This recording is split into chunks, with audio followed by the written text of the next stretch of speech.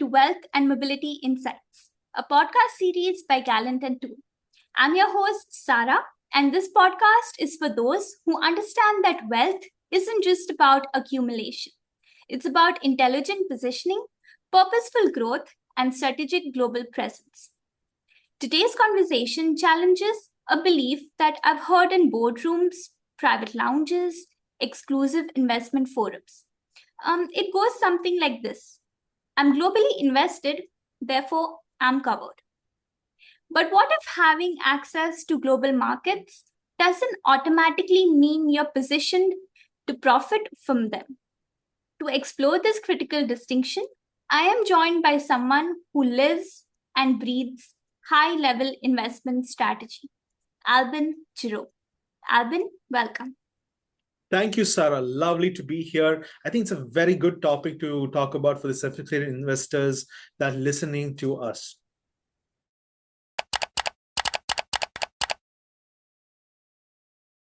Alban, you often say that just because someone is investing internationally, it doesn't mean that they are strategically global. This feels a little bit counterintuitive. Can you unpack a little bit on this? Absolutely. Sarah, let's dive into this, right? The geography fallacy is a trap that many ultra-wealth investors fall into. They think holding assets in places like New York, London, or Dubai, or Mustaqbal, as they say in Dubai, means for future-focused markets. They automatically make your portfolio global, but that's just a map of investments. That's not necessarily a strategy. So let's break it down. Global presence means that you've got assets scattered across continents. Maybe you have a condo in Singapore's Marina Bay, you got stocks in NASDAQ, or maybe a villa in Bali, right? Strategic global positioning, though, is about making those assets work for you like a well-tuned orchestra. Each plays a role, hedging risks, capturing growth, or shielding wealth. It is the difference between a toolbox and knowing which tool to use to fix what. So you should think of your portfolio like, if I can give a simple example, sataya stall in Southeast Asia, right? You got skewers from Malaysia, Indonesia, and Thailand. That's a great variety. But if they are all chicken sataya, you're not technically diversified when you have a supply issue that hits poultry, right? So strategic investing means mixing beef, tofu, or maybe in grilled pineapple so that you're ready for any kind of market shift. And that's the key advantage. Purposeful variety, not just geographic spread. Okay, so it's not just about where you invest, but also why and how. Exactly. So let me give you an example to make this concrete, right? We worked with this multi-generational family from Jakarta recently.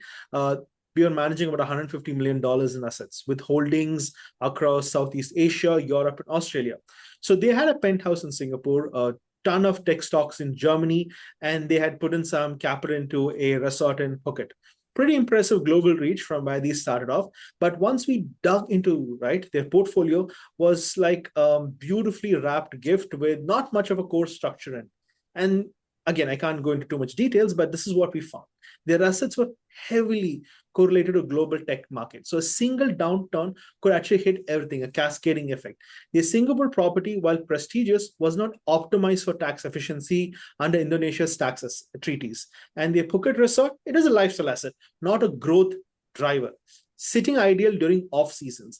In Southeast Asian culture, where family legacy and long-term stability are paramount, this lack of cohesion was, in our opinion, a mixed opportunity. So we sat with them, talked them through this, and we did some restructuring. We set up a Delaware LLC. It's a US entity known for flexibility and privacy, right? To hold volatility-focused hedge fund. This fund was then designed to profit from market swings, gave them a key advantage in turbulent market times. Like right now, we're going through a bit of 2025 tech volatility.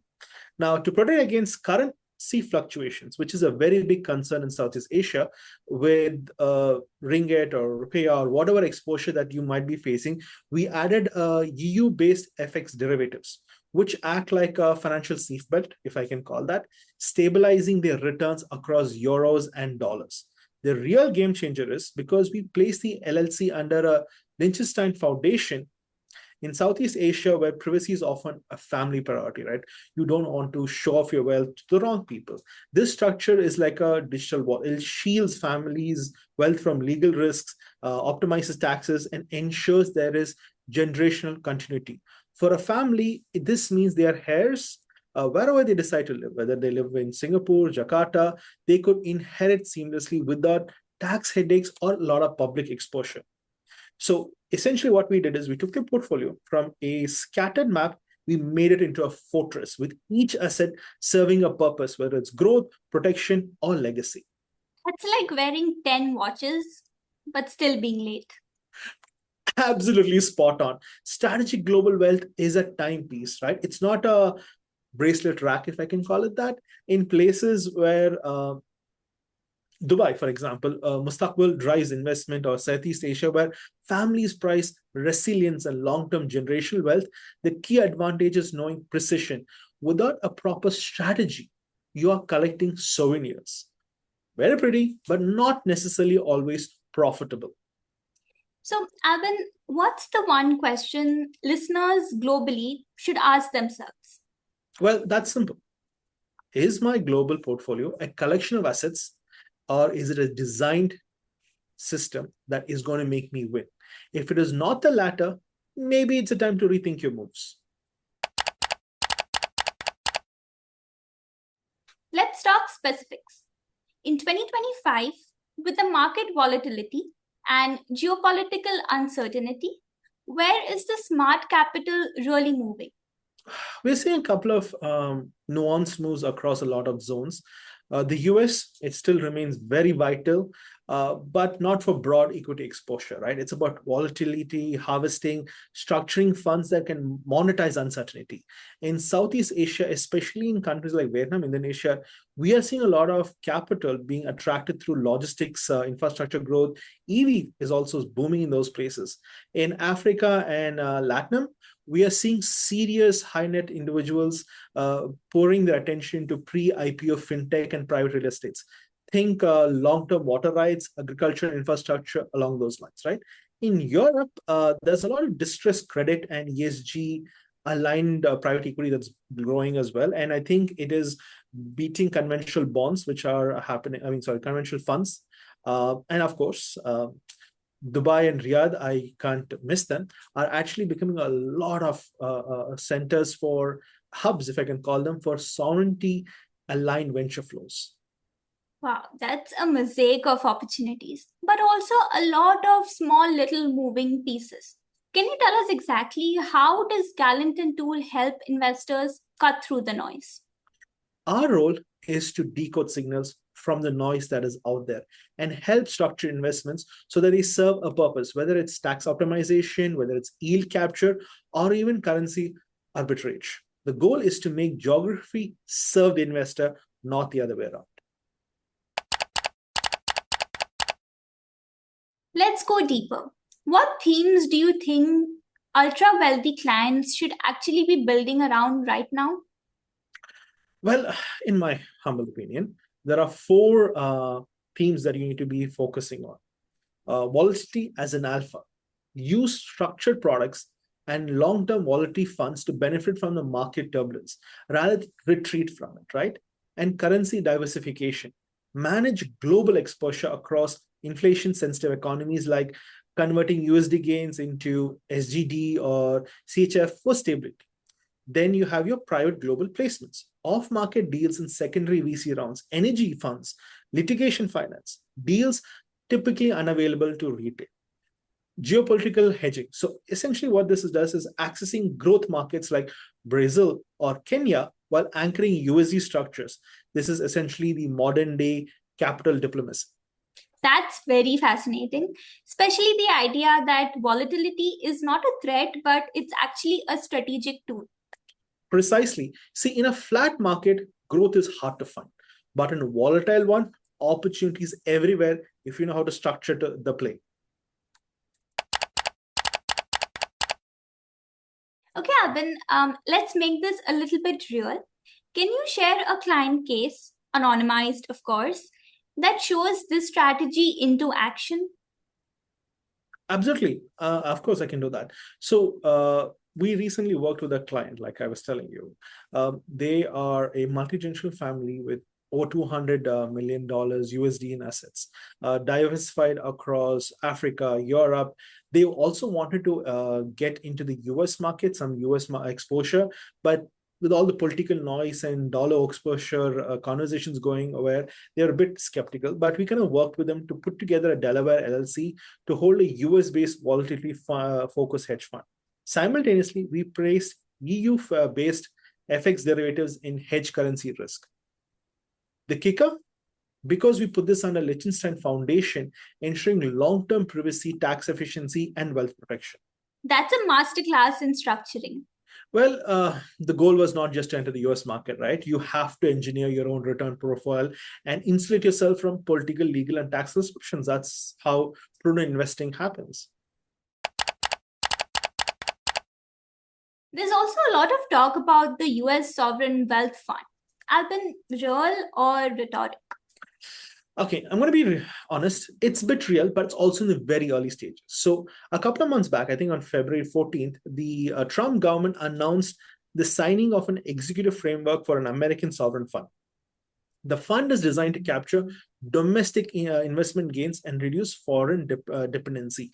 It's modeled loosely, from what I understand, from the Norway and the UAE approach, using a lot of surplus tax revenue, possibly given the tech and energy windfalls they're expecting, to reinvest domestically and eventually globally. So why should our clients care? Because it signals national priorities. If the US begins to behave more like an owner investor, allocating capital through sovereign channels, it affects the flow of private capital. The regulatory focus changes. And because the US impact is large, it'll also change how venture ecosystems start pricing themselves in the future. Let's turn to something that's been creating a lot of buzz recently, especially among our global clients who have cross-border interest or families considering expansion into the US. The much discussed the US Gold Card visa program. It was first proposed by President Trump earlier this year, and there's a lot of speculation around it. Alban, can you help our listeners understand what's on the horizon and why they might want to start preparing right now? Well, absolutely, sir. Happy to do that. So the Gold Card program has definitely got a lot of attention, and I've been hearing about it for a while.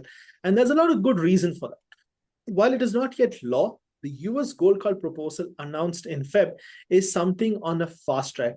In essence, what it does is it offers a direct route to US permanent residency and eventually citizenship through a $5 million investment, with the process becoming much simpler than the current EB-5 program.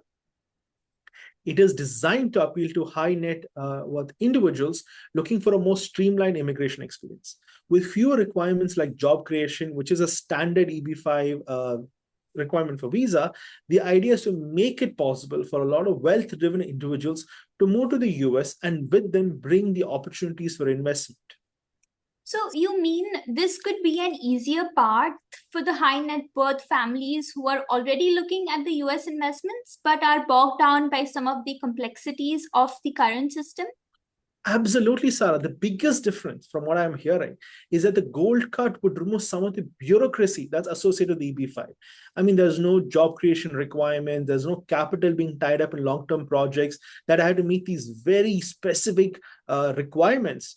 This could mean faster processing time. This proposal will offer also greater flexibility, right? Especially with families who want access to the US, whether for lifestyle, maybe they want to expand their business, or they want to do legacy planning. However, I must note it is still in the proposal stage and has not yet been formally passed through Congress yet. But it does not mean it's far off. It's widely expected that the Gold Card will be part of the next significant legislative push that the Congress does regularly. So this isn't just a maybe anymore. It's something investors need to be prepared for right now. Absolutely, Sarah. While it's still a proposal, it is time to mentally preparing and strategically positioning assets. While there is no need to rush, it is important to have a plan. While this program becomes reality and looks more imminent every day, it is going to become a key migration strategy for many wealthy families, especially those who have investments or business interests in the US. For anyone currently looking for US residency options, now is the time to start thinking about where to put funds aside, structure your assets for the potential gold card application. This is about preparing for opportunities like we've been talking, right? So when the program is officially rolled out, you're already positioned to take an advantage of. So you're saying even though it's not out yet, there's no harm in actually preparing for it early. Precisely. I mean, preparing early means that when the time comes, you're not scrambling for capital or tax structures. You already made all those decisions on your investment allocation, how to shield your assets, how to protect your wealth, especially moving borders, right? And our clients who are starting to think ahead will always be better positioned to enter the US market seamlessly and with definitely minimal friction. So for the families with strong US connections, whether for the children's education or business, this could make a really big difference in both of their lifestyles and financial terms, right?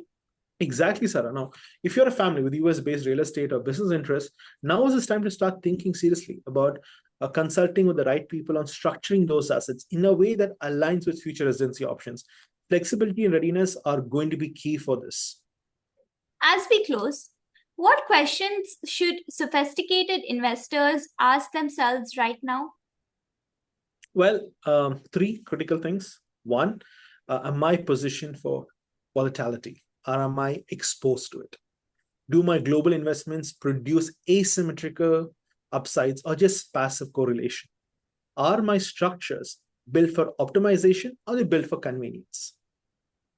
That's powerful. To our listeners, if you've already crossed this threshold of access, the next step is execution. And Gallant Toole is built to guide you through that. Global strategy is about precision, not more markets, but making the right moves. Thank you so much, Alban. This has been a truly enlightening session. And thank you, everyone that's tuned in today.